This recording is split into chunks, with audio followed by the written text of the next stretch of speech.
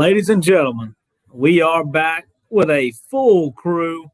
Thank God, we had fun during the holidays, but now we can get everybody back on this show.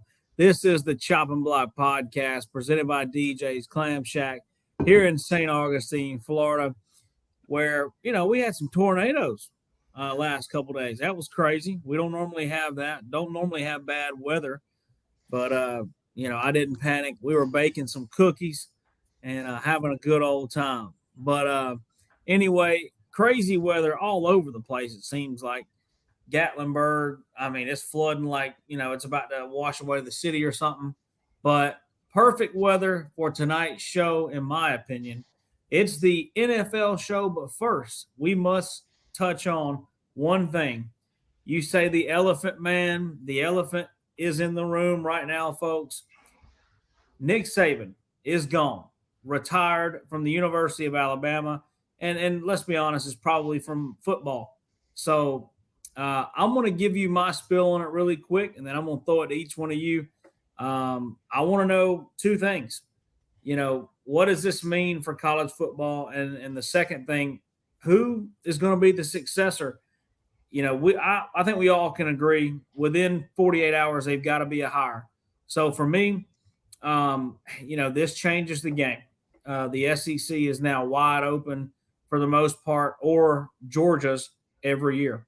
I think you can't really sit here, even though I'm a Georgia fan, say that it's wide open for Georgia to win it every year because of how, the SEC is thick. You've got Texas, Oklahoma coming in there now. They're going to be able to recruit or play the portal game really well. So this is big for all of college football, and especially people outside of the SEC. We kind of assumed with Alabama and Nick Saban, they're in the 12, team playoff no matter what. Now that's a bit of a question mark. They got to have a splash hire to keep a lot of these great, talented kids. If not, they'll go somewhere else, which will be even more crazy for college football. But number two, for me, the replacement that I think Alabama needs to bring, like I said, a big splash hire. So for me, that's a Dabo Swinney. He's a alma mater guy. He played there. Why not go get him? He's proven to win at Clemson, won twice. So I think it'd be a smart pick. That's what I'll say. Have it. What do you got? Wow, Nick Saban. Well, what it means for college football, a lot of coaches are going to start winning more ball games. That's for sure. And well, who do I think they'll hire or should go after? Definitely a Dan Lanning or Lane Kiffin. It's who I would say, one of those two. I just like what Dan Lanning's done over at Oregon. He turned that program around, and I think he'd be able to effectively, run the Alabama program pretty well. And then Lane Kiffin was the former OC there with Saban, and Kiffin's been a pretty good coach ever since he was OC with Bama, and he's just progressed ever since with FAU and now Ole Miss. All right, Barry, I got to hear your opinion. Well, first of all, I want to say that I have historically been the biggest hater of Nick Saban and the Alabama program for years, right? But secretly, I have admired this man. And really, honestly, I really called this. I really called this retirement. I thought it would be next year, but I knew it was coming soon. Primarily because you can see Alabama slipping. This is a man, he's a winner. For Nick Saban, every year is national championship or bust. That's the level he's at. That's the expectation, whether it's fair or not. That it is what it is, right? So when you see, I think he has to protect his legacy. And I know there will be some that say, it don't matter what he does. He can coach forever and never win another one. He's the GOAT. Yeah, that might be true. But we have standards when we want to do things great. And I don't think he wanted to go out like that. A lot of people said Michael Jordan should have ever came back to play for the Wizards. Just go 6-0 and win your championships and fly into the win. Some people do that. I didn't think Nick would do that. But I'm going to go on a little bit more of the comical side with this. Now, here's my conspiracy theory. For the last couple of years, I think, there's been a commercial campaign going on. And we just looked at it as being funny. But what it really was is preparation to get this little duck, this buffalo, and this elephant together. Prime time. Packing his bags in Colorado right now. Headed to Tuscaloosa to coach Alabama. And the Alabama fans are going crazy right now because they don't want him. But is that a possibility? What about Jim Harbaugh? What if he becomes the first coach? I don't know if this ever happened. Win a national championship, come beat the team to get there, then go and coach for them and win another one. What if that happened? Would that be something to talk about? It's never going to happen. I tend to believe if I get more serious about this, it's probably going to be somebody like a Dan Lannon or Kiffin. I really think it's probably going to be one of those two, but I will say they already know. We're guessing, but they already know.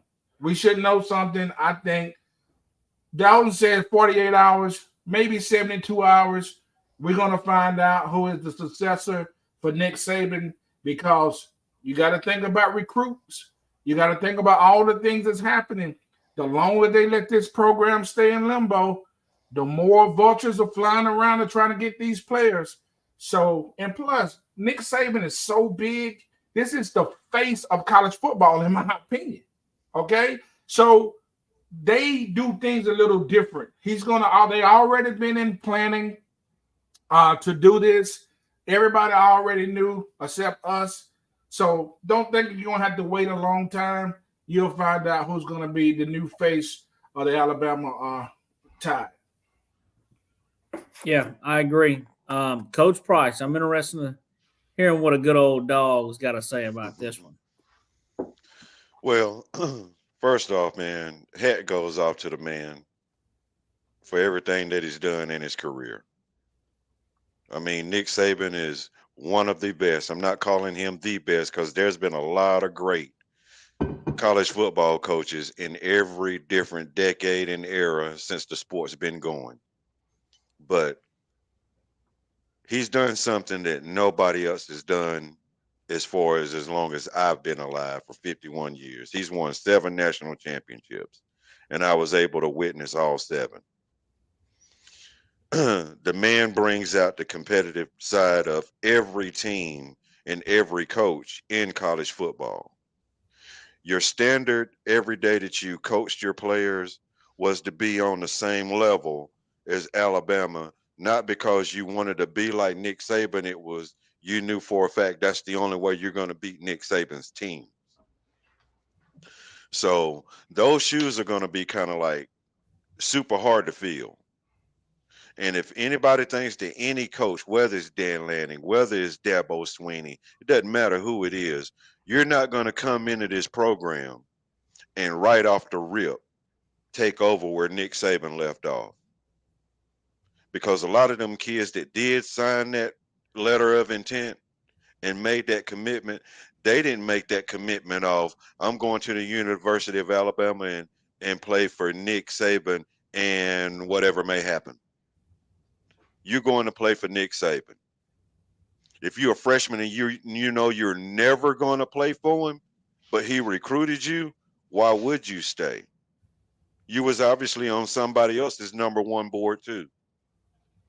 So it's going to be real tricky in who they pick. And I'm sure knowing Alabama, they'll find the right guy for the situation, but they have also been known to pick the wrong guy for a situation. The only thing that I think that it's going to do to the landscape of college football is it's going to make these Alabama fans that we know go from running their mouths until you beat them, and then they shut up, to now they going to give you more excuses than a third grade class. I promise you that. And everything is going to result back. Well, if Nick hadn't have did this or Nick hadn't have did that, well, I knew when we hired this guy that wasn't going to be the answer. We should have went after so-and-so. But on your actual fan board, you was thumbs up like the rest of them. But now you got the excuse bucket. And that's all we're going to get is the excuse bucket. Because if you know Alabama fans the way I know Alabama fans, since Gene Stallings left till Nick Saban showed up, the bucket was overflowing with excuses. Well, I had to wait to see if there was more on that one. I was ready for more. But I got you, Dalton. Hey, before I throw it to you, Craig, you know, I want to ask one question. You don't even have to answer it, or if somebody wants to answer it, great. But there's one thing that's on my mind that I have to talk about on this situation. If you are a, football player at Alabama right now, okay, is it too late for you to transfer to another school to make a starting lineup? Like, have promises been made? Will promises be broken? Like, this one move to me could be life changing for not only Alabama players but players on other teams. Well, it doesn't matter if they find out that your coach was stripping at Magic City on the weekends secretly. Once you sign a letter of intent, there's nothing you can do. You're literally signed to the school. It doesn't matter who they bring in or anything. Once you sign your letter of intent and you submit it, that's your university. There's no transfer portal for you. There's no nothing. You're literally at that university. Now you can go out there and you can scrub it up during the spring and not want to be there, but you'll be on the sideline. Yeah, but what about, I know incoming players, but what about players that are currently on the team? Now, players that are currently on the team, you can enter the portal. Mm-hmm. But players, how many of them do? I would say it's all going to depend on the hire. And the reason why I say that is if your hire happens to be the guy that I said and my family said, if we didn't play for Alabama and Nick Saban, we would have played for so-and-so. Now you're in the house. If they do hire Dabo Swinney, and the only reason why this kid didn't choose Clemson is because Clemson was going downhill and he wanted to win a national championship, but he really liked Dabo and his official visits, and Dabo and his family got along real good. But, is it Alabama or is it Clemson? Well, you can already answer that question. Nick Saban, Alabama, national championship, Dabo Swinney, Clemson, trying to get back there.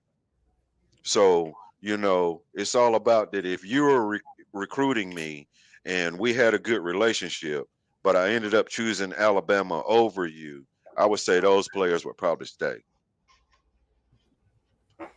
All right, Craig. First off, let's go ahead and get this out of the way. Like everybody mentioned, he was the GOAT, period.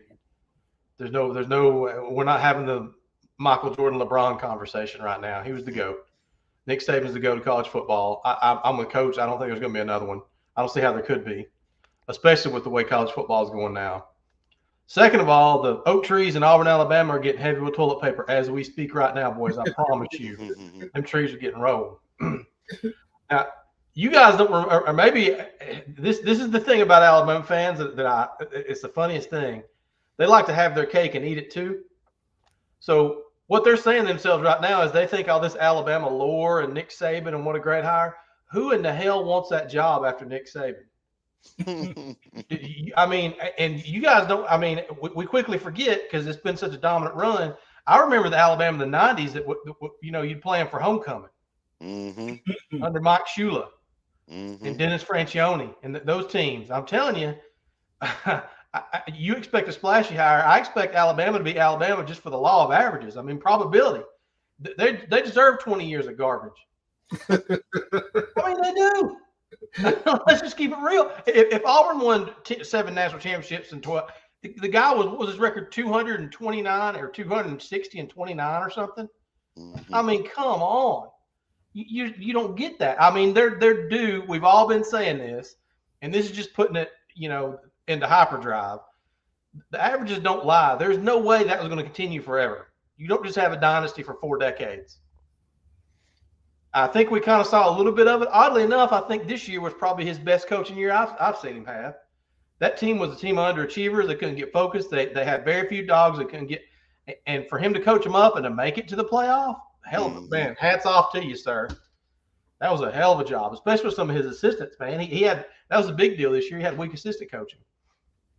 You were talking about Coach Ryan Williams already decommitted this afternoon as soon as he heard the news from 5+ star receiver. He was the guy that he didn't sign early signing day. He was waiting until February to sign, and he's back on the market. I kind of thought Auburn was going to flip him anyways. I think he was teeter-tottering. This makes me excited from a recruiting standpoint because all those guys in Georgia and Florida and Alabama that Saban has just locked down for the last literally 2 decades are about to be open game for everybody. Not to mention the bone's about to get picked off Alabama's carcass in spring portal if they don't make a big splashy hire. Mm-hmm. That's what I think. I could be wrong. No, why the hell did you say that? I think you're absolutely right, man. If you was a kid that came to, and I promise you, there's no way he didn't go in there and quote the stat of how many players went to the league. There's no way, because he ain't promised them playing time. You go into a kid's house like that. That's a real deal. I've been recruited by that. That's when a coach comes in your house. It's like kind of like when you're asking the your girlfriend's dad if it's okay to marry her, man. All that BS is cut to the. You know what I'm saying? Yeah. I mean, you can put do the clown dance and do everything you want to, but that's real. Yeah. I promise you, that's what he's been saying. It's been the truth. If you want to play NFL football, go play in Alabama. If you start for them, you got a real good shot of getting drafted. I don't think that promise rings true anymore. I mean, I thought we're already seeing some dominoes fall, and it's been 3 hours. Mm-hmm. It's going to be tough, man. I think they're going to get. And I'm just going to sit back and laugh about it because I'm an Auburn fan. I'm like Charles Barkley. If Alabama's playing Afghanistan, I'm rooting for Afghanistan. So I'm just going to sit back and laugh about it because I've heard so much crap from Alabama fans and the hiring and Harsin and just the doldrums Auburn's been in for the last decade and Gus Malzahn, all this other crap. I'm just going to enjoy it. I'll just put it that way. It's going to be like a fine wine. I hope it ages well. I will say, if any of your Alabama fans are out there listening, I invited you to come on to have a mini little Iron Bowl because I knew Auburn was going to be here tonight, and them dogs always representing. So don't act like you were not invited because I didn't know the Iron Bowl. Auburn was going to go so hard at you guys tonight. But we'll give you a little time at some point to redeem yourself. Anybody else got anything on the Nick Saban slide before we go on? I couldn't think of a better transition than this. 1 yard line. Yeah. Yeah. So if we would have scored, would it still would have been disrespectful? Right. So Tyron wasn't in on it, was he? No, Tyron was not in there. No, I'm just kidding. It was an offensive team discussion. However, when you return the ball to the 1 yard line and you have that opportunity, we just had that opportunity and we decided. Fellas, before we get into our first slide, I just gotta know what you guys thought about that. Okay. That was funny as hell. I'm old school, man. If you don't like me scoring on you, stop me. Stop me. Yeah, I agree with that. But this thing got really big out there. People talking about that. And I couldn't play the whole video, but if you watched it, they had a player on the team that hadn't scored a touchdown the whole year, and they went into victory formation, but they decided, hey, we now had an interception all the way to the 1 yard line. We need to get our guy into the end zone, And I'll tell you guys this right here. Dennis Allen can say whatever he wants to say. He did not have a problem with this. He did not have a problem with this because if he had it, they wouldn't have done it. It was all planned. It was all planned. He okayed it because that's his dudes. This is the Atlanta Falcons. You don't care nothing about the Atlanta Falcons. And I'm so glad that, and listen, and Arthur Smith to die on the cross and this be your last showing, dude, that was terrible. Yeah. You just, if you don't want to shake his hand, don't shake his hand, sell on. But to go out there and complain, you know what? That's the most passion that I saw out of that coach the whole year. And that's probably why Arthur Blank Chick sent him on rolling. What you got on this, dog? Because I know you like them Florida boys. Well, I was fuming over here listening to that rant. Let's be honest. Jameis Winston is the dumbest person to ever step on a National Football League field. This man, okay, we're not even going to mention the past, what all Jameis has been through. Like, you just type in Jameis Winston funny moments. He's an absolute goofball. There's no other way to describe Jameis Winston. That when I saw that video, that wasn't the first time I saw it. I laughed a little bit, but then again, I said, I'm not surprised because that is just what you expect from Jameis Winston. But here's what, I think Shannon Sharp went a little bit overboard on his comments about Jameis Winston and what he did. I'll be honest. I think Jameis Winston did go rogue, and he don't care. He's an idiot. I mean, this guy's a goofball, so here's the problem that I have with it. Not if they scored. It's you line up in victory formation. You tricked them. You tricked them, and you were up by 40 points, or whatever it is. You trick them like that. Come on, like you can't do that. Why can't you do that? Because I just think that this shows think about this. It shows two things. Number one, in Jameis Winston's head, it's really okay. It is not a problem. It's almost like he can't believe that we're questioning that it is a problem. That's how goofy he is. Number two, I think it is bad sportsmanship if that matters, but that's just what I'll call it because it is.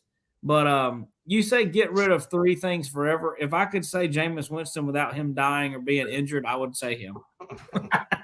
You know what? To be honest, I did have him on this list at one point, but I had so many days I took him off because I knew that would be an easy one for you. But hey, dude, we're living in an era to where people are starting to say things are too soft. Why do we need a mercy rule in football? I know Habit going to bring some noise about this one. Talk to me. Well, I want to start off with this. Arthur Smith, man, he made himself look like a fool, man. I got to start with that.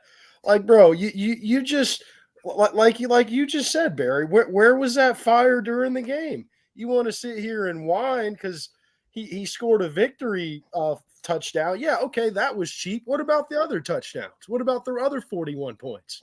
Who cares? And another thing about Arthur Smith, he's the only coach I've seen that's made every quarterback he's touched worse. Wow. I mean, Marcus Mariota got worse. Des Ridder, I'm not done with Ridder. Ridder's a very young QB, but he didn't make any progress with Arthur Smith. And Taylor Heineke got worse. Taylor Heineke was a passable quarterback with Washington. He looked awful with Atlanta this year. I mean, with the worst season of his career with Arthur Smith. Now, as far as Jameis, I got to give him a pass here. I mean, I'm putting the blame on Arthur Smith, and then that luckily they got him out of Atlanta, but that's on Atlanta. If you don't want them to do that to you, don't let them score. Yeah. Victims can't complain. They were in victory formation having. Come on. Like, Yeah, but I what mean, about the other 41 points, Steve? I get it.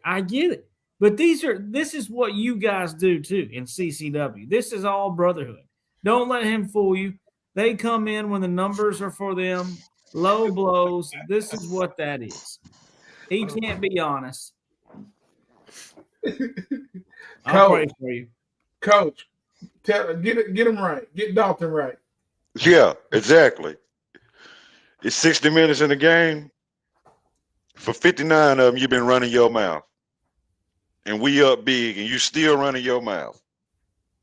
Eat this. There's another touchdown. I mean, JP, you suck.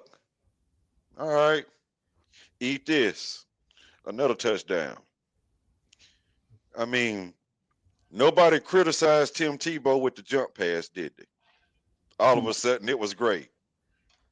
Nobody criticized the tush push. It was great. But y'all going to get mad at me for not the victory formation, but the victory lap? Come on, man. Criticize. Exactly. It's the Falcons' fault. It's always the Falcons' fault. You should have never been in that situation. I mean, y'all proved it. You're just straight trash. There's no way around it. Your coaching staff, like you said, the man hadn't showed that kind of passion all year long. The way you went to center field to address that coach, asking him what did he think he was doing when they went and scored that touchdown. Why did you not ask that to your quarterback? You know, it's a shame that we could watch this guy show no emotion, don't do anything to his quarterbacks who are playing like garbage. But we could watch somebody like Russell Wilson go on a 5-game winning streak and get his doors blown off over one play. Yeah. But you show no fire whatsoever as a head coach. The one thing I can't stand is the head coach that sits back with his arms folded and always with a pen in his hands, and he really don't say too much. The only coach that I could sit here and say that could get away with that would have been my old Cowboys coach back in the day. What's his name? Johnson? Tom Landry. Landry. Only person. But Landry would get off in your tail. But at the same time, it's like, come on, man. These Falcons, y'all are never going to get it right. I was telling a friend of mine the other day, the reason why the Falcons can't get it right and Arthur Blank can't get it right is because he doesn't realize geographically where you're located. You're located in Atlanta, Georgia. And if you took a map and you took the state of Georgia and you cut it off of it, surround every state that's around Georgia like you're throwing darts. And I guarantee you on every corner of that board, there's an SEC school. So why are you drafting linemen out of North Dakota?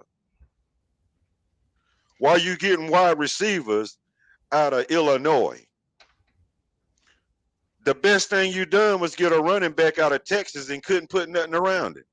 Mm. The last time you did anything in the SEC other than Julio Jones and Calvin Ridley was you got Kyle Pitts. But if you look at all the schools, Georgia, Kentucky, Tennessee, Alabama, Auburn, Florida, Vanderbilt, South Carolina, Missouri, put them all on the wall and look where Atlanta sits at. Dead in the middle. And y'all boys can't draft good. Mm. That's why the Falcons are always going to be the Falcons. You got all the ingredients right here in front of you, but you two, see, they're the prime example of what I talk about when I say, be careful when you get people to do your grocery pickup for you. Because you wanted Vlasic pickles, but today you got value pickles. You wanted Oscar Mayer ham, but today you got true value ham. Why? Because guess what? Wasn't no Oscar Mayer on the shelf. You want to know why? Because it's in a good kitchen right now. Mm. you ain't doing nothing in your kitchen. And that's the problem with the Falcons. But if it was 3 things I could take away from this, is victory formation. Just go on and run it, Jameis. There's some crab legs waiting on it for you. Get rid of Stephen A, because, boy, you don't know nothing about no football. You ain't put a pad on in your life. And Skip Bayless, you the same way, because if it wasn't for you, well, that's probably the only props I give you, Skip. If it wasn't for you, we wouldn't have get a chance to see Shannon with Cat Williams on Club Shay Shay. Fact. Mike Shula. That's a tough one to follow there. He went Club Shay Shay with Cat. I don't know what. As far as the Jameis Winston thing, a lot of y'all forgot. I mean, the guy who scored the touchdown, Jamal Williams, he was the truth at Detroit last year. The dude had 1,000 yards and 18 or 19 touchdowns. I don't know the full story because I don't follow Atlanta Falcons football that closely for obvious reasons. I don't know if he got hurt, if he just got benched. I don't know what his deal was, but that dude was a star in the NFL until this year. So it's hard to know what goes on behind closed doors as far as incentives, stuff like that. I know I do follow the Titans pretty close, and I know Tannehill started in place of Levis, who was injured, and they tried to get D-Hop 3 touchdowns because he was going to pay him $750,000. He still made $500,000 last Sunday, throwing the Jags at the playoffs because he had over 100 yards receiving, and I think 1 touchdown and something else. He hit 3 of the 4 markers he had for the season. He got paid $500,000 in incentives just for that day. So it's hard to know, what the incentives are, what's going on behind that. But as far as a victory formation, I don't give a damn. If it ain't a 0 on the clock, I played football for a long time, and if the whistle ain't blowing and a 0 on the clock, I'm gonna hit your ass. That's what you're there for. It's a contact sport. If you're standing in front of me and they say hike, I'm an offensive lineman. I'm gonna hit you. That's just how. I mean, I think most of those guys. I can't even imagine how those guys are wired because I wasn't that good as far as compared to NFL players. But getting rid of 3, it kind of leads me right in being an offensive lineman. Got to get rid of holding. I'm an offensive lineman. Got to get rid of holding. Get rid of Skip Bayless for sure. That dude can't get enough. And I got to say, get rid of them Cowboys because I get sick of hearing about we them boys every year. And I think they might be them boys this year, but I don't want to hear about it. Trust me. Every year, same thing. Play a weak ass schedule, win first 4 games of the season. We them boys, we back, and then they get in the meat. You see what happened? They not them boys. Don't let Havoc fool you. They not them boys. Havoc, which 3 are you taking away? All right. Yeah, I gotta agree with the Stephen A and Skip. Get rid of them, and I gotta get rid of the NFL MVP. I mean, I just think it's a useless award. It's a team game, and what we've done now with the NFL MVP is we've overvalued the hell out of the quarterback position. I mean, Daniel Jones makes $40 million a year, and that's because we've put so much stock into this NFL MVP award. So those are my 3. Dalton, which 3 for you? Well, I already said Jameis Winston. I know he ain't on here, but I'll keep him on here. Okay. I gotta say it. Skip Bayless, can't stand you either. I don't like Stephen A. Smith, especially when he talks about stuff that he just has no business talking about, like UFC or boxing. It's like, come on, man. I've seen him shoot a basketball. I'll give him that one. He can talk basketball, but football, no. But I just think that's a given one. So I'll give you one that's off the wall here. So I'm going to say NFL divisions or a mapping of NFL divisions. That's what I want. I figured you would go with the NFL divisions. I'll do mine real quick. I'm keeping Skip Bayless. That's my dude. I like Skip Bayless. Like Skip? I love Skip Bayless, but I hate Stephen A. I can't do Stephen A. I'm gonna get rid of the holding penalty. I hate it. If somebody can hold you, get stronger. And what else? I'll get rid of punting. I can't believe nobody said that. Forget punting. Dude, just imagine if you take punting out of football. Imagine the field position. If you don't, hey, listen, if you can't move the ball, it's all scoring. Get rid of punting. It's all scoring. That's how I feel about it. 4 down. You get 4 down. Just go at it. Yeah, you pissed off kickers all across the world. Huh? That's okay. I didn't say get rid of field goals. Kickers. I said get rid of punting. I can tell you how you can get rid of holding penalties. How's that? Make offensive linemen wear mittens. Oh, come on. Mittens. They get their thumbs in their helmets or something, Coach. They figure something out. Coach, I would love to see that. Hey, I can't grab you with mittens, Barry. That's the most simple fix I've ever heard in my life. Only our coach can come up with that. They have stick on them or something. They figure something out. They have sticker sprayed on them mittens. They'll do something. Hey, fellas, I'm going to give y'all a chance to come up with these guess who's, okay? All right. The first one says, who just popped into the show? I bet you it's one of them Alabamians. And guess what it is? There it is. Well, I knew one of them Alabamians is going to come in here at some point. Hey, guys. Somebody got their stuff up loud because I can hear myself. Hey, listen.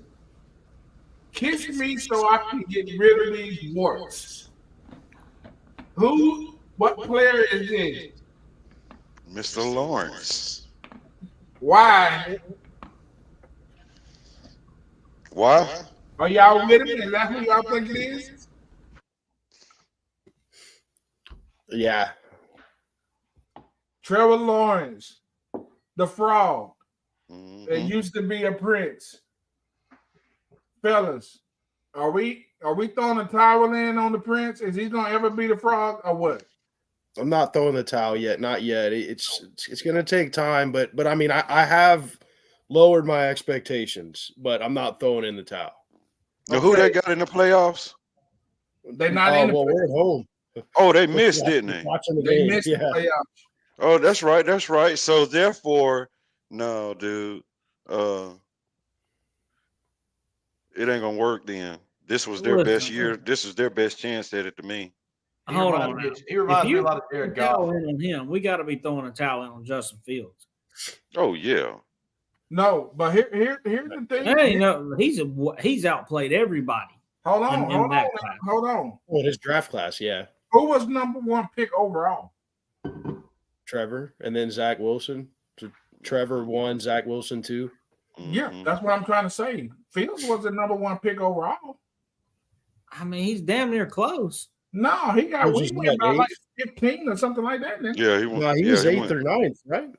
Nah, look it up. No, Somebody look it up. I think it was lower than that. I mean, first round QB, first round. I mean, I get it. He's picked number 1 overall, but he's also went to a playoff. And what I'm talking about with this, really honestly, for the frog, is the expectations were different. And that's really what I mean. I'm not saying you really throw in a towel. Don't get me wrong. Yeah. I'm not saying really throw in a towel on this kid. But what I am saying is this is time for the kid to get paid. Okay? We talk about $250, $300 million.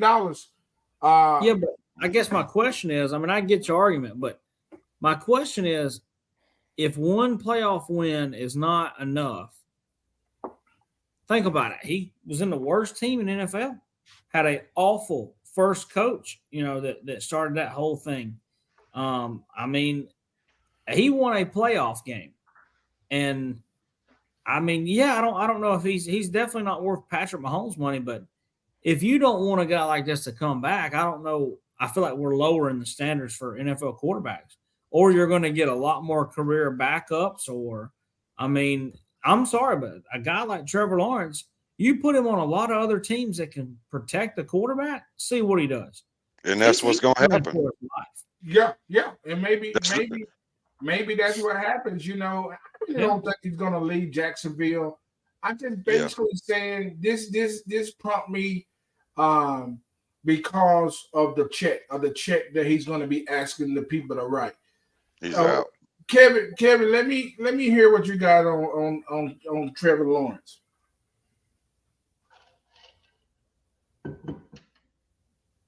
You're muted. I can't hear you.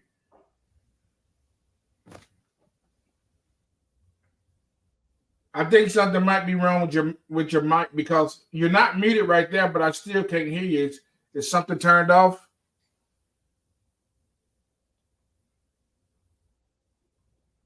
Alabama fans, they're so distraught. Their damn technology ain't even working, Barry.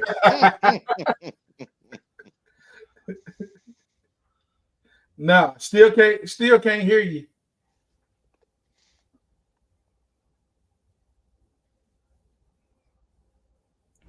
You should be able to hear me now. We can. Yeah, I just kind of jumped on here to kind of cool my my brain. I ain't ready for no questions about Trevor Lawrence. I don't really care about Trevor Lawrence at this point. So, what do you think about what's happening? I mean, the expectations of him. I think Trevor Lawrence is a good quarterback. I think, I expect him now to take the next step, go to the playoffs and win playoff games. I think he's got all the talent in the world, but we'll see what happens. Yeah, because right now I'm not seeing anybody got anything on the frog. What about you, Habit? He out of there. Habit, what do you say about Trevor? Well, I mean, it's organizational failure. The team, he just fell apart. One of the worst collapses in NFL history. I mean, it wasn't just Trevor. The whole team played awful. As soon as Christian Kirk went on IR, the offense just went downhill. Drop City. Trevor started turning the ball over.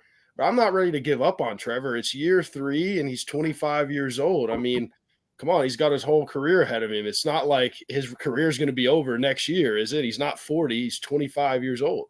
What are you going to do with his contract? Franchise.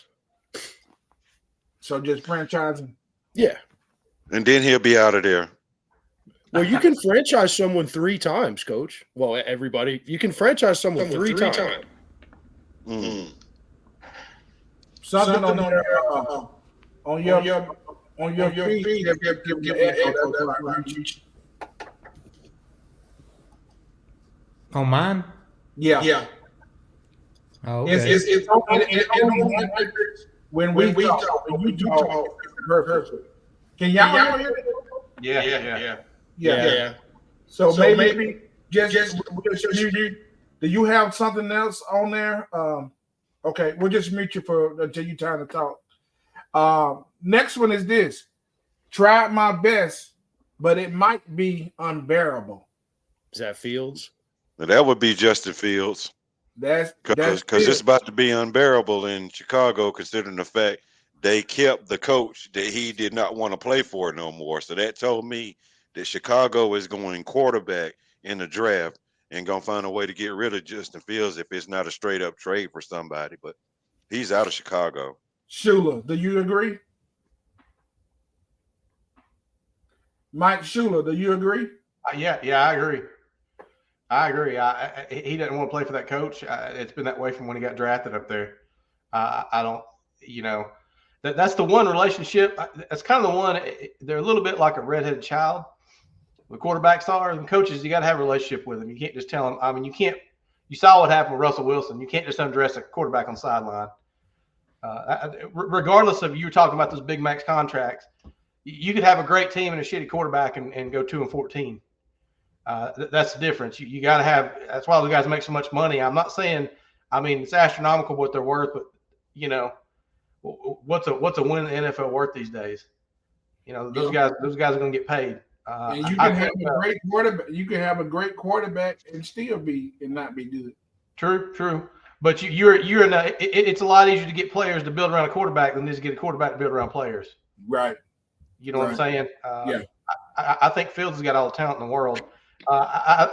When they do get rid of him, I think he'll be a pretty hot commodity. I think they could his stock and trade would be pretty high right now. Well, that's one thing that Dalton, you can speak on your proposed situation for the Chicago Bears. Yeah, I mean they're one trade away from having 3 draft picks within the first 10 picks. Um, I know Havoc don't think that Fields is worth a first round draft pick, but here's what I kind of my theory's kind of changing a bit here. I kind of agree with Havoc. He's probably not worth a first round draft pick.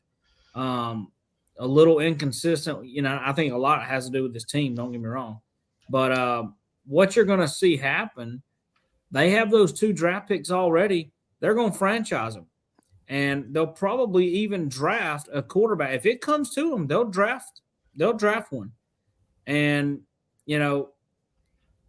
honestly, what they'll try to do then is they'll see what Fields can do, or they'll just trade him and get something out of him.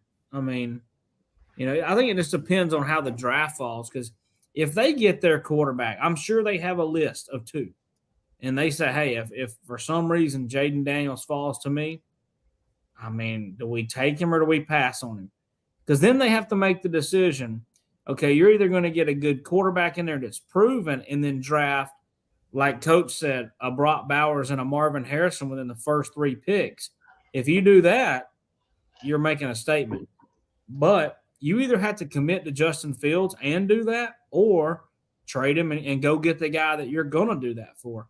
Because Coach Price is right. They're right there for the picking. See, I think that you talk about him not being worth a first-round draft pick. He would have been worth a first-round draft pick of the New York Jets after game 1. Mm-hmm. Oh yeah. I mean, you look at some of the injuries or the Vikings. I mean, Kirk Cousins got hurt later in the year, but it's pretty slim pickings between quarterbacks you can see right now. But who knows? We'll see. But you can still look at it as, even if Chicago, because they got picks 1 and 4. I could be wrong, but I think no. 2 and 4. It's not 1 and 5. No, they got 1. They definitely got 1. They got 1. They get 1 from Carolina. They do. It's 1 and 5. 1, but I think it's like 1 and like 6 or 7, somewhere around in there, I think. Okay, so even if they did go with Marvin Harrison, and then on their next pick they went with Brock Bowers. That's what I think. That's what I would do anyway, because now you do have the option of bouncing Justin Fields to get in another slot to get the quarterback, because there's a lot of quarterbacks that are going to be coming off the board, but they're not going to all come off early. And one of them could end up being a steal, because you just say to yourself, what if everybody's jumping on the Jaden Daniels and the Caleb Williams train, and all of a sudden Drake May is still on the board, and you can get rid of Justin Fields, create room, move up, and now look what you got. Drake May, Brock Bowers, Marvin Harrison Jr. Dude, that's deadly in the beginning of the year with 3 rookies. I mean, you just turned it into a Troy, Emmett, and Irvin show. Hey, y'all remember who pick number 199 was in the 2000 draft, don't you? His name was Tom Brady. 199. Brady. So before I move on to the next one, Carolina is at 1, which means Chicago, and then Chicago has the 9th pick. So I'll just read these first 10: Chicago, Washington, New England, Arizona, Chargers, New York Giants, Tennessee, Atlanta, Chicago, and the Jets. So they're 1 and 9. 1 and 9. They're 1 and 9. So how many you got? How many you got in the quarterback there? What, 2 or 3?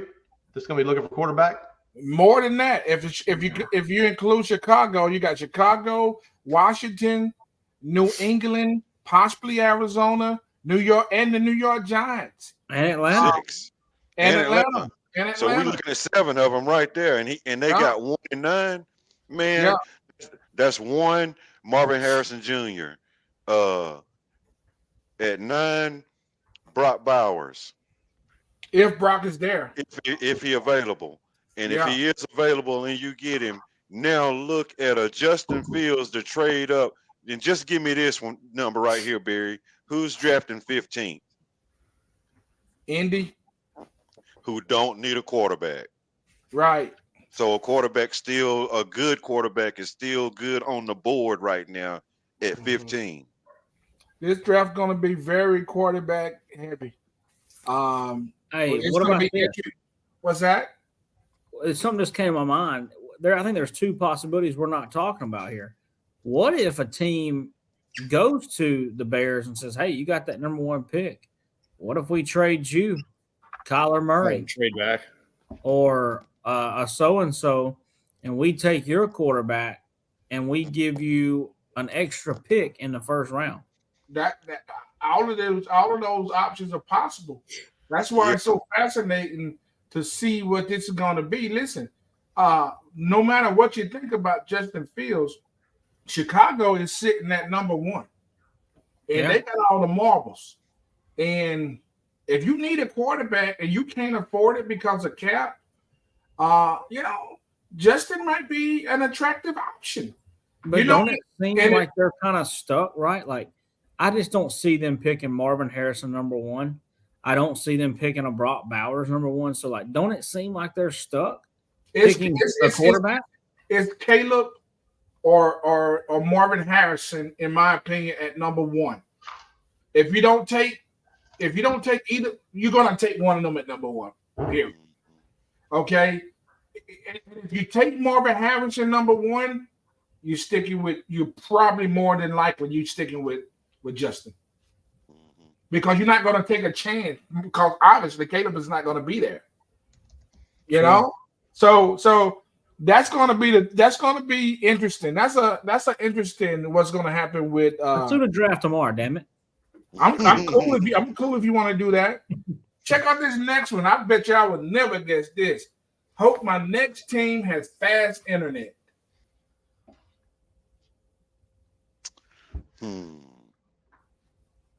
Who had issues on the sidelines with their tablets? Hope my next team has fast internet. Who is that? If you're watching, throw it in the chat. My analysts a little bit, they're going to laugh when they hear this one. Is it Jim Harbaugh? No, but that's a good guess. I just thought it had something. I thought it was a comical thing. It is comical. All right, so let's take it by context clues here, fellas. It's a red font. Yeah. Okay. So it's got to be something. That's what I was thinking. Kyler Murray. Kyler Murray. Oh, yeah, Damon Murray. Kyler Murray is it, fellas. Y'all been talking about Kyler Murray. Good job, Kevin. It's Kyler Murray. You remember, he's all about the video games, right? Yeah. All of Duty. Video games. So you need that fast internet to play the video games. What's going to happen with Kyler Murray? Do you think they'll get off of him? No, they need to keep Kyler Murray. They've already paid him. Ride it out. Let the contract ride out. They need to keep Kyler Murray. They're paying him way too much, and there's no way they're gonna get equal value. I mean, no one's gonna give up more than a third rounder for Kyler Murray, and so they're stuck with him. And I would keep him there. Hold on now, they're not stuck now. They said. Let me rephrase that. Hold on for a second. Hold on for 1 second. They at number 4. What if Jaden Daniels is sitting right there? What if Drake May is sitting right there? I'm not going to take Penix after the last May. I'm off the Penix train right now. I know Harvey don't like that, but I'm off the Penix train right now. Yeah, he was hurt. You mean to tell me if you got one of those guys sitting right there and you can still just take some of this dead cap on Kyler, you wouldn't do it? I mean, what's Kyler contract? I would if the circumstances were possible, but you got to understand, like, they still owe Kyler Murray a lot of money. It's going to be hard to trade Kyler Murray. So then they're going to have Kyler Murray and then draft the quarterback in the top 5. That's unlikely, Barry. It's really unlikely. The top 5, but the NFL put the rookie contracts in. They ain't making nothing but $30 million over that first 4 years. That's why they did that. I do think another team, like whoever, if they do get Murray, they're going to have to eat some of that contract. There's no way. Yeah. They got to eat. As well as the quarterback before Murray that came in that they took like first round that ended up being trash. Josh Rosen. Josh Rosen. So we know that the Cardinals is known to draft quarterback right after drafting a quarterback. Yeah, they need linemen. They need no linemen. I think they go after linemen. Yeah, I'm not saying they will, but there's a lot of talk out there about Kyler Murray being moved. And listen, who did we just talk about? Who was that they just moved on that had Russell Wilson? Yeah. We keep on forgetting about that. Look at Russell's contract. He's going to be out of that, don't you think? I'd like to know what's going on behind closed doors with that. Something's up. Yeah, something's real hairy. I don't think. I think the only thing it is kind of like what Craig said earlier. He didn't have a good relationship with Peyton, and it wasn't his guy, and and he's making all that money, and look, he's a Super Bowl champion just like Peyton is, and they just couldn't see eye to eye. But my point is, he also got a huge contract, no trade clause. Fully guaranteed, but he still won't be in Denver next year. Yeah, they're gonna cut him. So it's not out of the question for Kyler Murray to be gone. So we'll just have to see how that goes. Hey, the next one and the final one on this slide. Can't wait to get back into a good kitchen to cook. I would say that would be Dalvin Cook with the Ravens now. Not that's not it. That's a good guess though. That's not it. He in a new kitchen. They show it's a good kitchen. Yeah, he's in a good kitchen. He went to a good kitchen. Any more guesses? He just want to get back into a good kitchen so he can cook. Who is it? Maybe Belichick. One more guess. I can't believe y'all can't get this. You're not talking about Danny DeVito or whatever his name is, are you? Can't wait to get back into a good kitchen. So Kirk Cousins? One more guess and I gotta move it on. So who do we know for who says something about cooking? Got me on that one. Not Dalvin. Are you talking about Ezekiel? No Zeke. I'm out, man. That's all I got. All right. Let Russ cook. Oh. Russell Wilson. We just talked about him and you guys missed it. Definitely missed that one. Where is Russell Wilson going to be next year, guys? Oh, Steelers, bro. Oh, really? Yeah. Steelers or Raiders? Like that's 100%. a possibility. Like he got a sauce, like 100%. Well, I mean, that's the most likely destination based like right now. Like we haven't had a draft, we haven't had free agency. But that's what you're feeling, though. Yeah, those are the two best fits for him. Like the Steelers or Raiders. I mean, y'all don't see him going to Washington. Like I couldn't see Russell Wilson signing with the Commanders. And you know what? I couldn't see that. Maybe y'all can see that, but I can't. No, I don't know. That's going to be interesting to see what Washington does with that pick. I don't know. Washington at number 2, guys, is going to be a fascinating pick. All right. The first annual Chopping Block Awards. Great season. Moving past week 18. We into NFL playoffs. Wildcard weekend. And guys, this is a great weekend of football that we're about to embark upon. Now, what we're going to do, we're going to move through this with a decent tempo. But I want everybody's MVP. Start with you, Steve Dalton. Go down the list. MVP.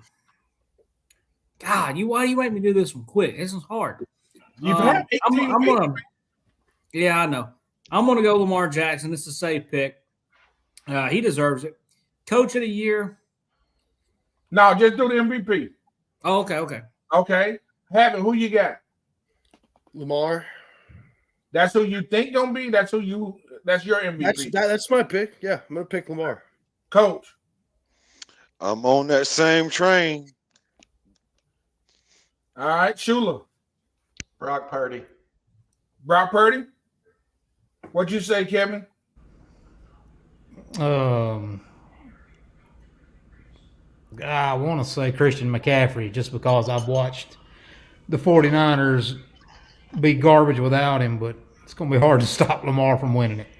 I don't know what you did to fix it. Oh, no, it's still echoing. But, yeah, it's going to be hard to stop. It's definitely going to be hard to stop Lamar. Fellas, I'm going to go with Lamar, too, despite the stats. I still think it's Lamar. Anybody want to give their Kevin, you got a coach of the year? Yeah, I mean, I got to think it's God, again, man. I don't just because the Ravens are playing better than anybody else, I don't want to say Harbaugh, but I mean, he's done a fabulous job, but I don't know. I mean, I still think Kyle Shanahan's the best coach in the NFL. So you got Shanahan? Yeah, I mean, he's made Purdy an MVP candidate, and that's pretty impressive considering how average Brock Purdy skills is. Facts. What you got, Shula? I got to go the opposite and say Harbaugh. I mean, contrasting it would have been Harbaugh or Shanahan. I think those are the two. Okay, Coach. I don't know the guy's name, but my coach of the year is the Detroit Lions head coach. Yeah, he's a stud. I like what he's done with the franchise, just how he's turned around. Because, I mean, we hadn't heard Detroit in the playoffs with 10 wins in how long?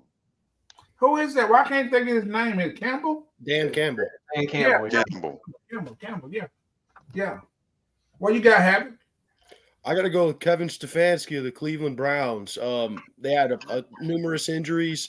Nick Chubb got hurt. 2 quarterbacks got hurt. They had to bring in Joe Flacco from the couch. And, yeah, he's my pick.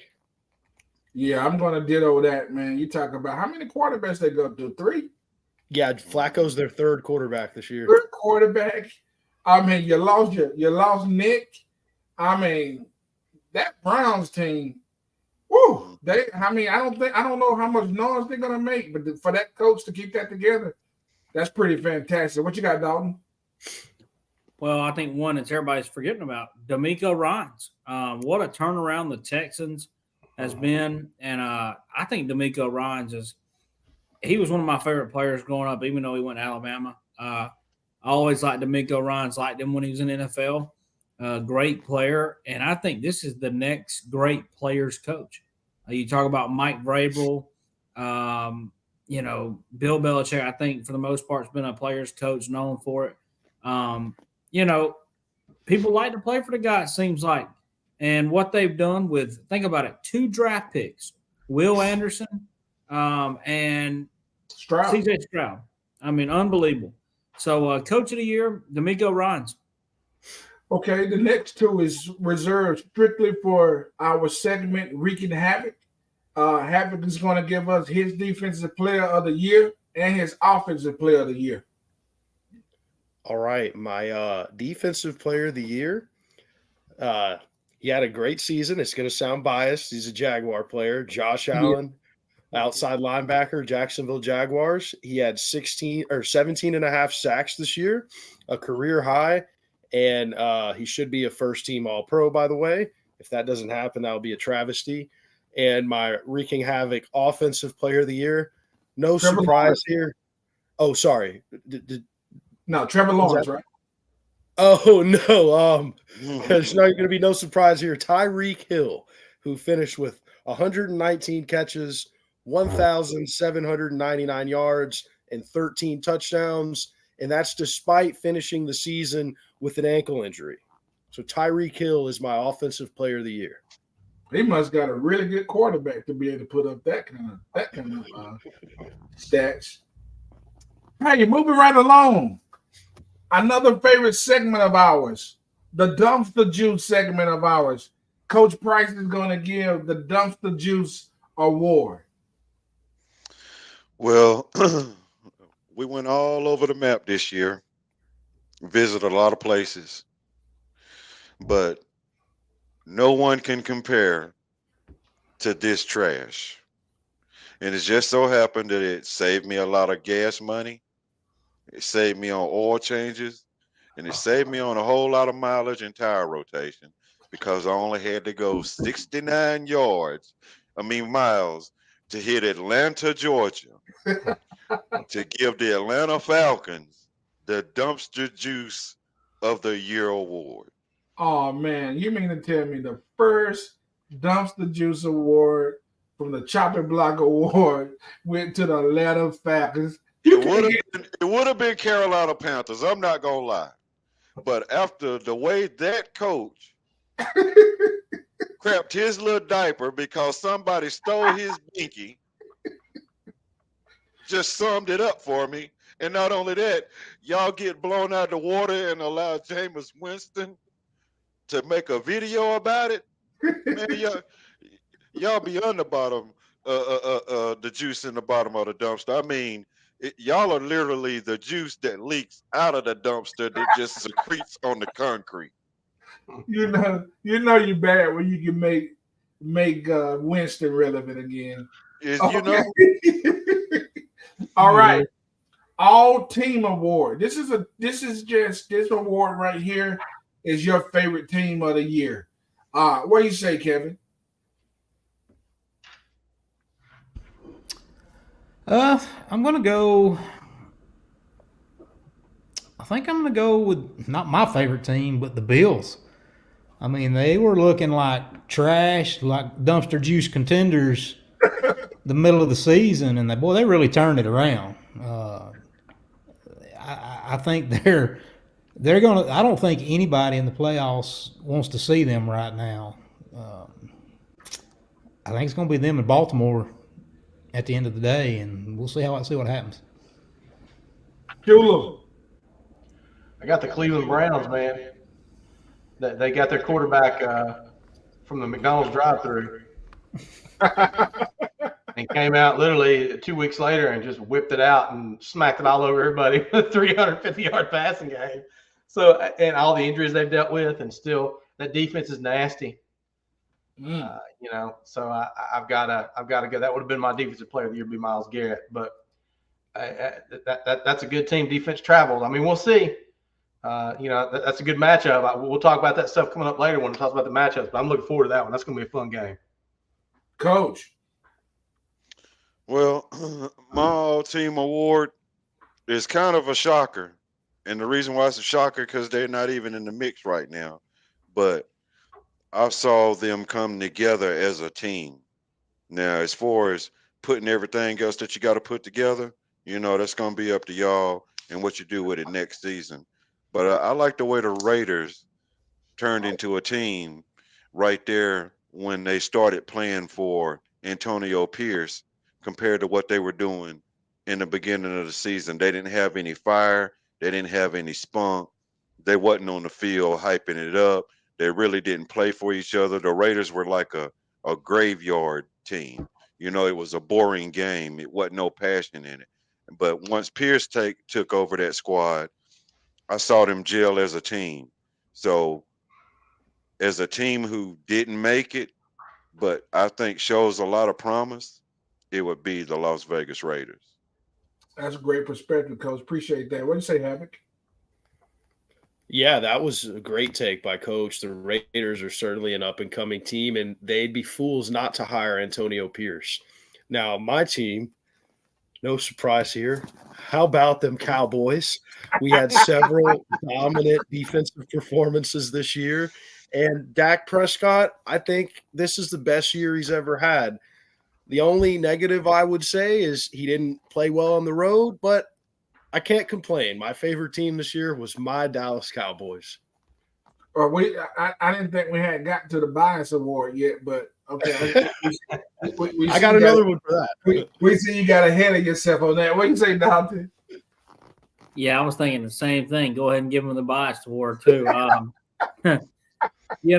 team award. I'm just gonna. I guess I'll just mention two teams that I enjoyed playing or watching this year. One was the Tampa Bay Bucks, and it's because I picked them to win the division, so I had to follow them, see how bad I was going to be off, or if I was right on the money like I was. But they're also on TV a lot down here in Florida. So the Jaguars is kind of in the same category. But the other team is the Buffalo Bills. Anytime they were on television, I had to watch them. I think they are very scary for this playoff. Don't be shocked if they're in the Super Bowl. But we'll see what happens. I'm so excited for this weekend. Okay, my all-team award is going to also be the Bills. Man, I just love Josh Allen. Ain't no way around it. He just got the dog in him.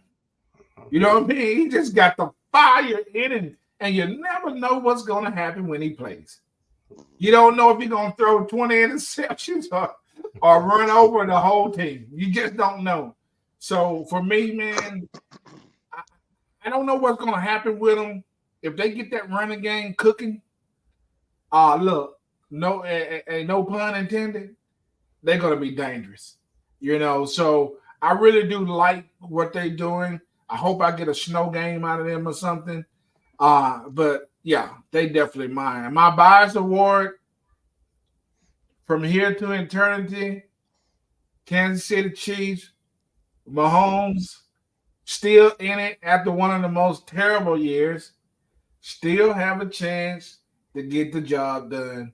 And I'm rolling with Mahomes till I can't roll no more. What do you have on this, Havoc?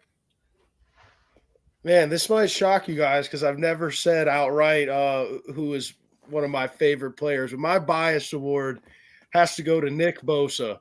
And for no particular reason, I just love the way he plays the game of football. He plays with intensity. He's fast and he's aggressive, and he goes for the strip sack. I watched a play this year where he took the ball out of Trevor Lawrence's hands for a strip sack. And I mean, he Debo'd that football there. He just took it from him. And Trevor could do nothing about it. And from that day forward, I've been a huge fan. Wow. That's Nick Bosa. Definitely. That's biased and unbiased. What do you say, Coach? Well, mine is no shocker, but it's the Philadelphia Eagles. And the reason why is because it's the only time where the Georgia-Alabama line is more than just a band to me. I love the fact that Philadelphia can do what even our own Atlanta Falcons can't do. You learn how to draft and pick up free agents from Alabama and Georgia. Now, you fell off here in the end a little bit, and maybe you'll pick it back up. But I don't care about what they do because I don't have them in the Super Bowl. But due to the fact that they know how to go with some red and black and pick up some of Nick's boys on the way, I love them daggum Eagles. maybe they'll start winning because I think they done lost the last 5 out of 6. What you guys, Eula? I got the Titans and this man right here in particular. 22, right. King Henry. I think it's his last year. I mean, I don't think there's any way they keep him with salary cap. I enjoyed watching him when I lived in Nashville. Went to several games. He still looks like somebody's dad playing in the Pee Wee Football League. I don't know how that happens in the NFL. I mean, it really does, man. You see that dude live, and it's just scary. You're like, that's an offensive lineman running the football. He shouldn't be able to move like that. I'm sure, especially the way Havoc, they undressed the Jacksonville Jaguars in the last game, playing for absolutely nothing and just stomped a hole in them. I enjoyed that game. I know that there's several safeties and a couple linebackers that have going to be having nightmares. Need to get some therapy over 22 because he seems to have good games against the Jaguars. He'll stiff arm you up in the third row. I like a tailback like that. Just grab a hold of me by the helmet and throw you in the cheap seats. Yeah, there aren't very many that can do that. Eddie George was another one. There was a Titans. I like their string of just monster running backs. I don't know what's going to happen now. They got rid of Rabel, but that's my bias award. I enjoyed watching watching them play, watching Henry play in particular. Hey, Dalton, be biased. Be biased. I don't know if I can be biased. You know, Baker Mayfield. let's just call it Baker Mayfield. I'm not even really the biggest Baker Mayfield fan. I think what it is, I don't appreciate the disrespect that he's gotten over his time in the league. You know, he went to a playoff, maybe even twice. I can't remember. All the way to an AFC championship game. I mean, the guy can play. I just think it was unfortunate, but he's proven this year. He's probably going to be in Tampa Bay for a little while, it seems like, which is wild. You know, last year at this time, I think we all thought when Brady or whatever retired, you know, we thought, hey, it's going to be the kid from Florida, Kyle Trask. And then here comes Mayfield. So good fit for Mayfield, and I'm happy for him. That's my bias award, I guess. You said something very accurate. You said he's going to be in Tampa Bay for a long time, and the Eagles going to make sure that is correct. We're going to come back to this on another night in the interest of time, and we're going to get right into the playoffs. Okay? Listen, let's talk about these games, man. This right here, the first one, the slide is how I look trying to be unbiased. Okay? I just want you straight up. What do you feel about these games, right? Dolphins, one and done. The Dolphins are going to be playing the Kansas City Chiefs. Is that right? So these guys got to go into Arrowhead. And I think they said it's going to be like 10 degrees or something crazy like that. And they got to go into Arrowhead. Tyreek and Tua, Waddle, and the little nerdy coach, McDaniels, got to go in and try to knock off the champions. Do they have a chance, Havoc? No, Tua's awful in cold weather. A lot of quarterbacks can play through weather conditions like this. Tua's not one of them. His balls die, especially in the cold. I don't see him beating the Chiefs. No way. Coach, is Havoc right on it or not? He is definitely right on it. I don't see any team like Miami coming that far from the South in this type of weather and being able to handle it. The only person that's probably used to that kind of weather is Tyreek, and he's been spoiled in South Beach so much that he even forgot what it feels like right now. and Tua, he's a Hawaii boy, so you know for a fact there ain't no snow on a volcano. So no, Dolphins don't have a chance in this one. It's a one and done. Mahi mahi. Shula. Frozen pineapple at Arrowhead this weekend. It ain't gonna do good. It's gonna be chopped and diced. The last time I heard everybody be on one team like this. Well, they're just not. Tua just hadn't. Well, it's not only. I would love to just throw Tua under the bus and just say it's all Tua's fault. It's not. They're decimated by injury. Mm-hmm. I mean, they're on there. They're like four. Dude, they were trading people to get people off practice squads and everything else just for this game. That defensive. They got 3 linebackers that are out. 2 of them are all pros. Yeah. I mean, 3. And one thing too, Tyreek is going to have to stop dropping balls because that boy been balls. He's still a little gimped up too. Let's be honest. He's been dropping the wrong balls. Tyreek's still gimped up. Hey Kevin, if you dare, I'd love to hear your opinion on this game. What do you think that the Dolphins need to do to win this game? If you're there, give Kevin a few seconds. Don't know if he'll be there. What do you say, Dalton? Well, I think I'm going to change my pick 100 times. I'm leaning more towards exactly what you guys are saying. You know, it's not good for the Dolphins to go to Kansas City, but they had their chance last week. All they had to do was win. So I think this is the end of their season. As bad as I want the Chiefs to lose and lose miserably, it won't be this weekend. Stop hating, Dalton. Hating on they let the Titans come back from 3 touchdowns down in the fourth quarter, or they would be hosting the game. The Chiefs are down this year. They've just pissed it away multiple occasions this year. games they could have won, should have won, and they would have a home field advantage. It'd be a whole different story. At least for me, it would be if they were playing in South Beach versus going to nobody wants to go to Arrowhead. Let's be real. Except Joe Flacco. Girl is mine. Okay. Not Joe Flacco, but Joe Burrow. The next game, will Stroud send Flacco back to retirement? What say you, Shula? I'm back at you. I got to say no. I think the defense travels. I think Flacco is going to get his old ass out there on the field with a walker and flop him out again in the playoffs. You want to talk about a guy with playoff experience? Who's got more playoff experience in the playoffs than Joe Flacco right now? Name me one. Yeah. It's because there ain't any. Mahomes, maybe, but I have to even look at that and see if Mahomes got more playoff experience than Flacco. Has to. I don't know, man. The Ravens were in the playoffs every year for multiple years. But this is like how many AFC championships? Let me see. Have the Chiefs won or participated in the last 10? Yeah, but I mean, the Ravens played a bunch too. Let's see. Yeah. Look that up while we go to Coach on that, because that would be interesting. What do you say, Coach? Brown, Texans. Well, I'm just going to be honest about it. Joe Flacco has more playoff experience than the entire Houston Texans football team and coaching staff. You're not beating him in the playoffs. This game is in Houston. It's in Houston, but that's even better for Joe Flacco. Yes. Because one, he's not going to be in cold weather. But there's right now you got to look at it.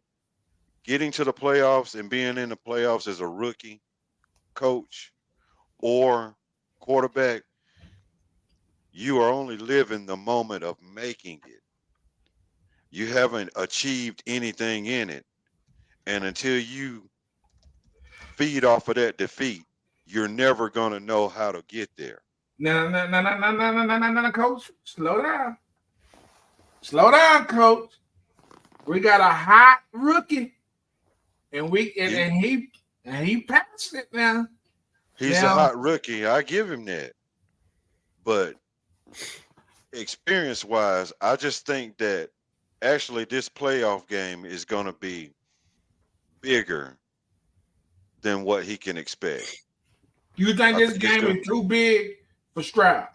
I think it's too big for Stroud, and I think it's too big for DeMarco, and I think it's too big for Will Anderson and the defense. I just think the game is too big for him, because whereas you're going to have vets on the other side of the field being able to tell their players, hey, it's the playoffs. All we got to do is dig in, play by play, don't lose focus, stay there. You get them boys that ain't never been there before on the other side, they score the first touchdown, they already in victory formation. Then look at their faces in the fourth quarter when they're down 20. Hey, listen, that's not going to happen, Coach. If that happens, it is. Okay, give me a score then, Coach.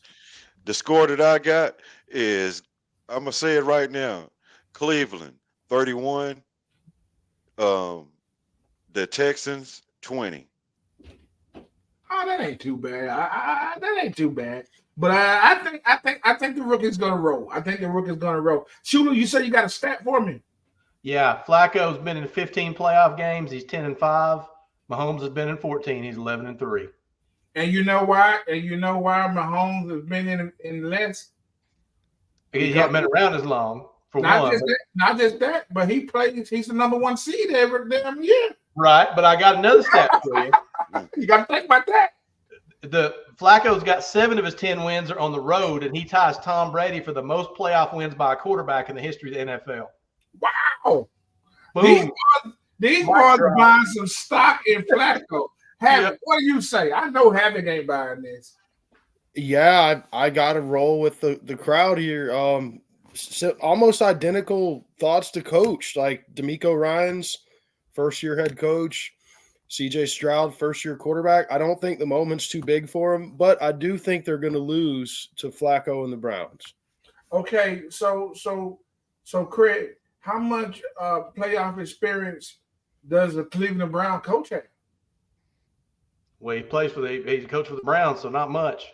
Okay, that matters too. He probably got just as much 2 games experience. And he was the coach when Baker Mayfield got there, so 2 games. He's coached 2 playoff games. I don't think it matters as much for the defense, Barry. Personally, I think defense travels and defense handles pressure a little better. Whereas it's not as related to timing and getting a groove and getting a rhythm. Offense got to be in a rhythm. You got to get a rhythm. You got to get the quarterback in a rhythm. You got to do things like that. I think that's going to be harder for them to get into a rhythm versus Flacco, who's going to come in there. Dude, he's playing with the house's money. He don't give 2 shits right now. Yeah, with experience, I do believe this would be a great lift for Houston and the youngins because of the defense. The Brown defense is really real. Yeah, it's real. Yeah. Coach, were you saying something?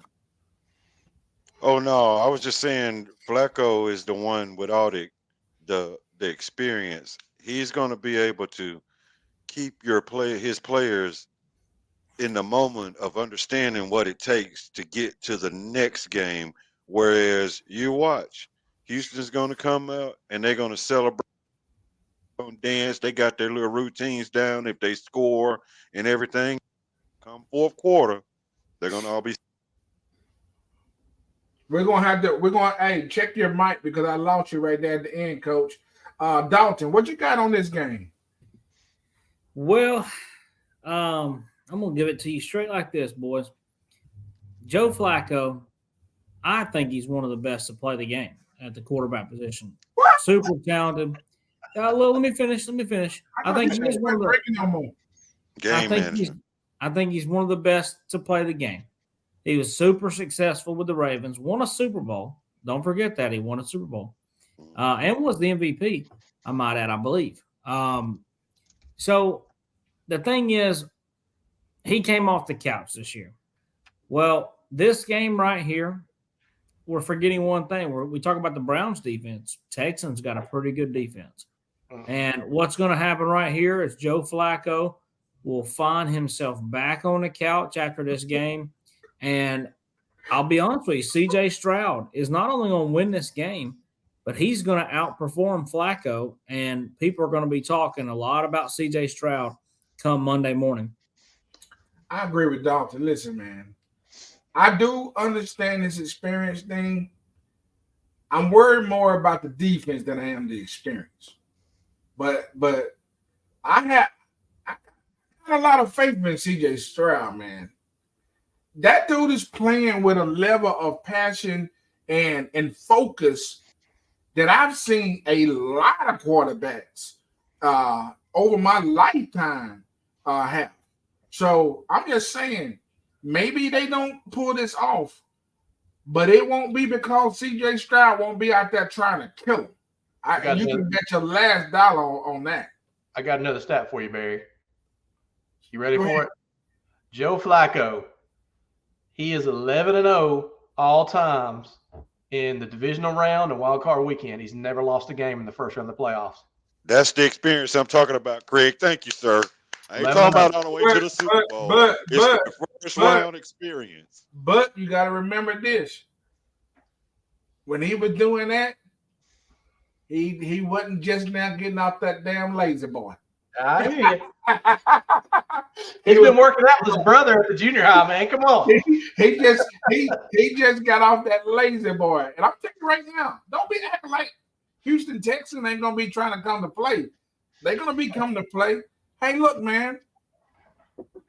Will the Bills drop the mic? Yeah. What you got on this for Dalton? Who they play? Bills and Steelers. Exactly. The Steelers. Get out of here. Bills going to win, period. Bills going to win that game. It ain't going to be close, in my opinion, I swear. And that game right there is in Buffalo. Are blessed to even be in this game. It's in Buffalo. Buffalo is going to win by 24 or more. Man, I think Happy believe that Rudolph is going to show up. What do you say, Happy? No. I don't think that. That's not so fast. Now, I also don't think that they're going to blow out the Steelers. But yes, I agree with Steve. The Bills are going to defeat the Steelers. Mason Rudolph's a solid backup, but a backup is having to start against a better team, and they're not going to win. Coach. Nobody circles the wagon Like the Buffalo Bills. Buffalo Bills. And I'm telling you right now, Mike and the Steelers, they won't have a chance. What we're going to do is we're going to see what we always see out of Pittsburgh. Last ball game of the year, to get Mike Tomlin that big win that says we're over 500 every year with him. Come out and do that, and then they're going to get to the playoffs and fold like a deck of cards. So watch what happens. Bills all over them. Plus the Bills off of this ball last week fired up because of what they done to the Dolphins. That's true. I mean, they did. If this game was Hines, I think they call it something different now. But if it was there, I might just kind of flirt with the idea. But going to Buffalo, I don't know about that. No. But I mean, the Bills tried to get a game away to Miami, and they still came out with a win. So I look for the Bills to be right a little hot, ain't it? Shulam, our new analytics guy. We got a new Dalton. We got a new analytics guy on our team, baby. I never thought that I'd be Googling Joe Flacco as the GOAT. I did that, Dalton. So you know what, we're right there with you. I'm with Coach. He I was going to use Chris Berman reference too. Nobody circles the wagons like the Buffalo Bills. More playoff experience. So let's be honest, Mike Tomlin. It's amazing. He seems to back his ass into 10 wins every year somehow, which he's done again. He's a great coach, but I mean they haven't been over the hump since a guy named Roethlisberger was there. Let's just be honest. Big Ben. I think the Bills are the most dangerous team in the playoffs. Yeah. I think that was a dumpster fire about a month ago, and now all of a sudden they ain't the favorite for the Super Bowl, but man, I sure as hell wouldn't bet against them. Hey, I'll just say this. I don't think it's ever good to use the word hump and Roethlisberger in the same sentence. We know what happened in Atlanta that time. Yeah. Oh, boy. Hey, say, Dalton. Okay. Speaking of humping, where the Cowboys get packed. Hey, listen. There'll be some packing. But the only thing it will be them sorry-ass Packers packing their bags out of Jerry's World to head home back to the frozen tundra. Cowboys are going to win. I think it's going to be close for a while. I think Jordan Love's pretty good. But I just think that defense in Dallas is too much for Jordan Love. First game in the playoffs, in his career. I think Cowboys will win pretty comfortably late, maybe 17, but more like 13. Win by 13 points? Yeah. You got to score for this game? You ain't got to give it to me just down to the point, but what do you think, Cowboys? 35-21, something like that. That's very interesting because that's the exact amount of points that I thought the Cowboys would score. They usually score. They're averaging about that at home. They can't really do nothing on the road, but they are averaging that by the home. And this game, like you said, is in Jerry's World. So this is going to be interesting. But it's crazy that I hear nobody picking any upsets. So it's kind of I think somebody's going to get upset on this weekend, but we'll see. What do you got, Havoc?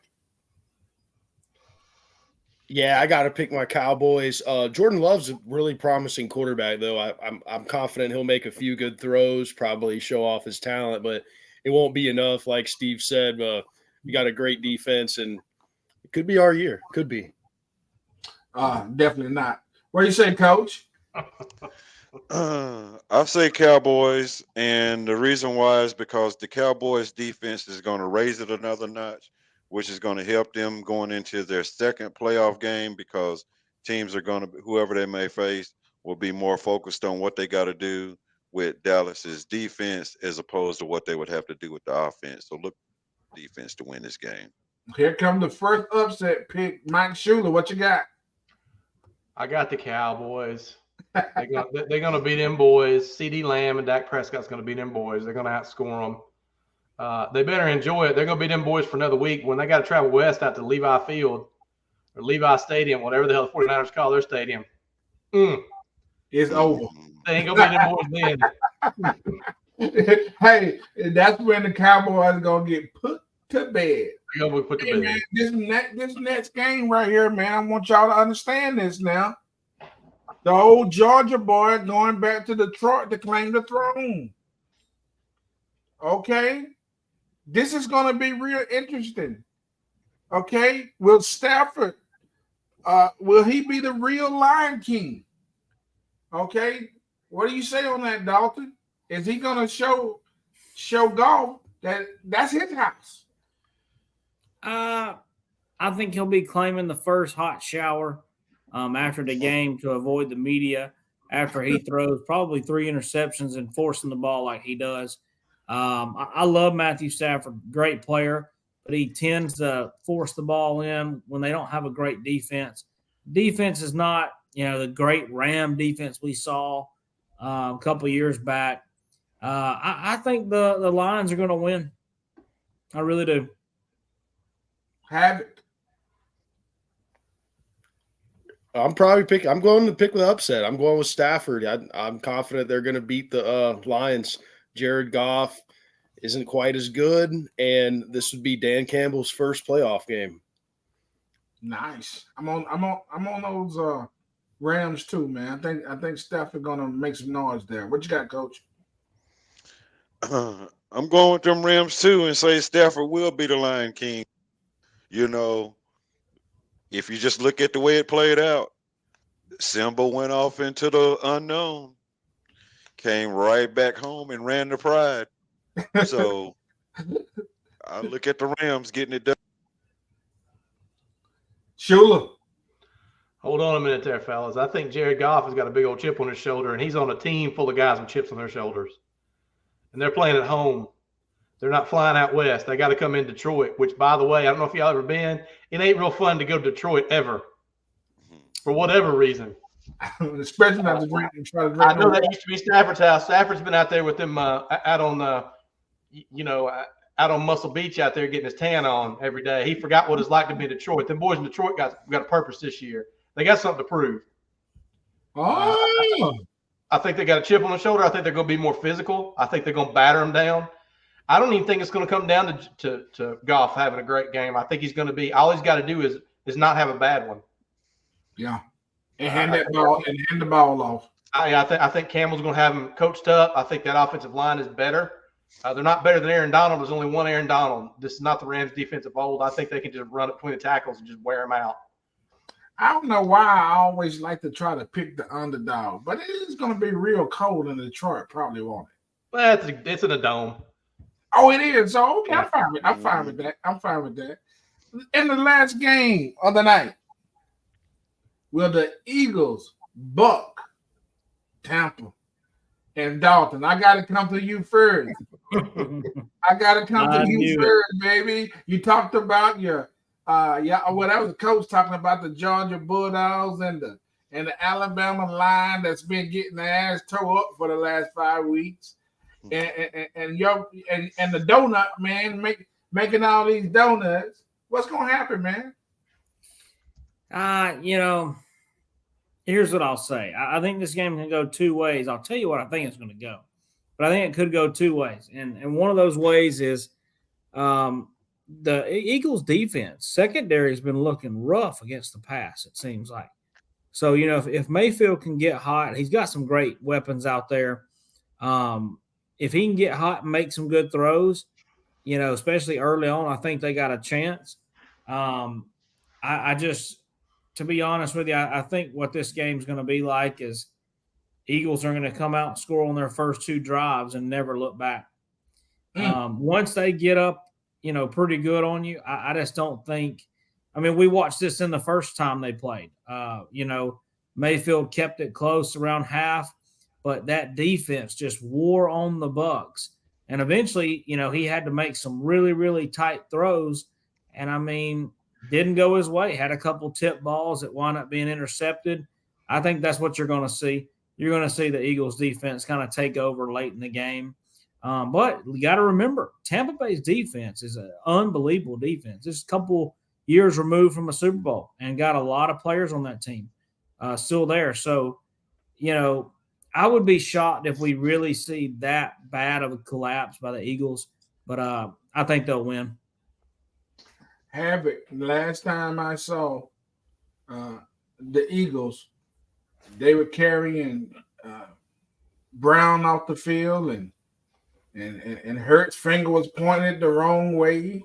Could injury play into this? It will later on, but they're going to win this game. I'm picking the Eagles. You got the Eagles. Okay, Coach, what you got? I'm down with the Eagles. I think this is the game where they get off that little schneid that they own and get it back together. Not going to win a Super Bowl, but there'll be a first-round win, and we'll just, you know, give Tampa Bay a round of applause by making the playoffs in the division of the dumpster juice of the award of the year award team. So go Eagles. Craig. Yeah, man, you got Jalen Hurts with a finger, questionable. A.J. Brown with a knee, questionable. DeAndre Swift, questionable. Devontae Smith, the Slim Reaper, he's questionable. Still picking the Eagles.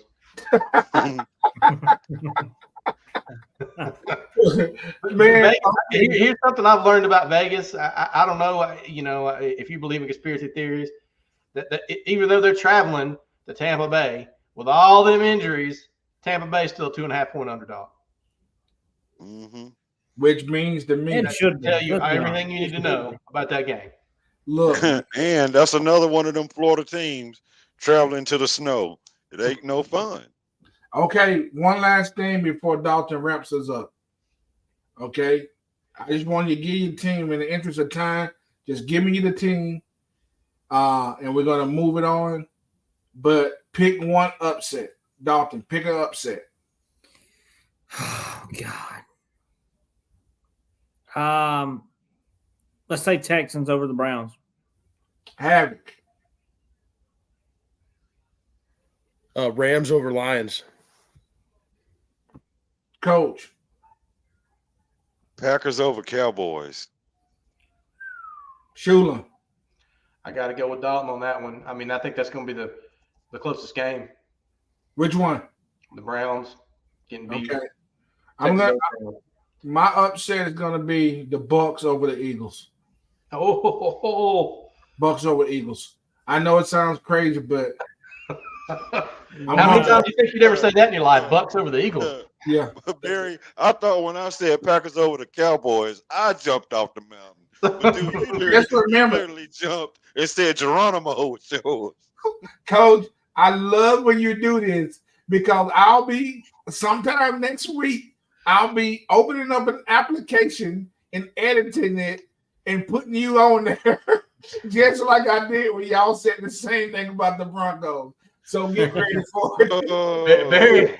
Barry said, Leroy Jenkins. Exactly. Wrap us up, Digo. Hey, always a pleasure on the NFL show, hosted by BC Kane. And we got to throw in a little college football with the departure of Nick Saban. Let's be honest. We are on high alert here at the Chopping Block Podcast. You might see us go live tomorrow night on TikTok to discuss a possible new Alabama head coach. Only time will tell. But we all think here at the Chopping Block Podcast that he will be named by the end of Friday. So join us when we go live, whether it's here on YouTube or TikTok. But this has been the Chopping Block Podcast presented by DJ's Clam Shack. See you when we see you. Yeah, we about to do it. Watch us get into it. We some lumberjacks.